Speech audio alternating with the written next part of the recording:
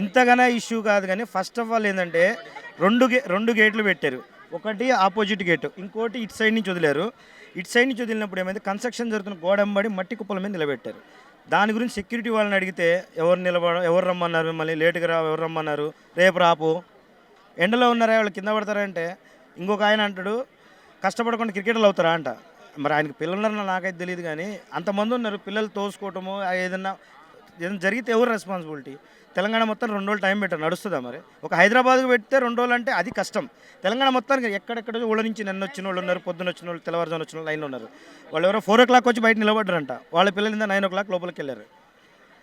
అడిగితే రెస్పాండ్ ఉంది. పోలీసు వాళ్ళు అధికారులు పెద్దవాళ్ళు రాకముందేమో కానిస్టేబుల్ వచ్చారు, వాళ్ళేమో ఒకటి అడిగితే ఇంకోటి చెప్తారు. వీళ్ళు వచ్చిన తర్వాత అధికారులు లోపలికి వచ్చిన సిఐఎస్ఐ గారు ఏసీపీ లోపలికి వచ్చిన తర్వాత మీరు జరగండి, సైలెంట్గా జరగండి అని మా మీద సాఫ్ట్ అప్పటిదాకేమో రెచ్చిపోయి మాట్లాడారు సెక్యూరిటీ వాళ్ళతో కలిసి.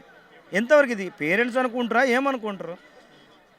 సరే పేరెంట్స్తో పాటు కొద్దిగా ఆడదాకా పోండి అన్నారు. అక్కడ పేరెంట్స్ మామూలు చూస్తారు కదా, ఈ ఒక వేరే పర్సన్ అంటున్నాడు దీనికి సంబంధించి అతనే, వీళ్ళు ఏదో ఎగబడి క్రికెట్ ఆడుతున్నాడు, తొంగి చూస్తున్నారు చూడని మాట్లాడతారు.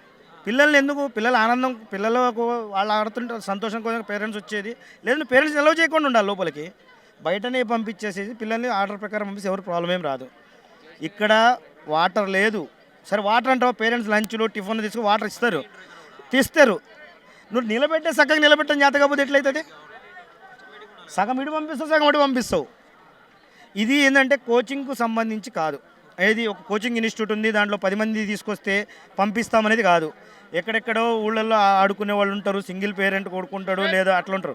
ఇక్కడ ఏమైంది, ఒక కోచ్ ఉంటాడు, 10 మంది ఉన్నారు అనుకో, ఆయన ఒకళ్ళని నిలబెట్టి ఒక్కొక్కళ్ళని లైన్లో పిలుస్తుంటారు లోపలికి, పక్కదారి నుంచి. ఎట్లయితుంది ఇది? ఇది కోచింగ్ ఇన్స్టిట్యూట్ సంబంధించి అయితే తెలిసిన అలా పిలుస్తారు. ఇది